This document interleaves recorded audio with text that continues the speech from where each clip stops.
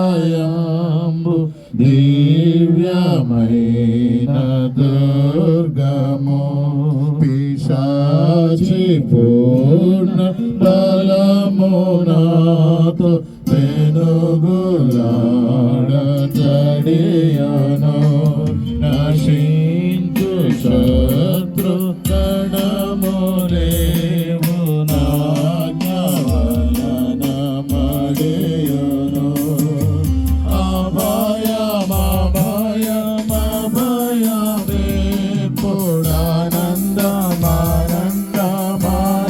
అభయమానందమానందమానందమోగ దేవుడే నాదాశ్రయము దివ్యమైన దుర్గము.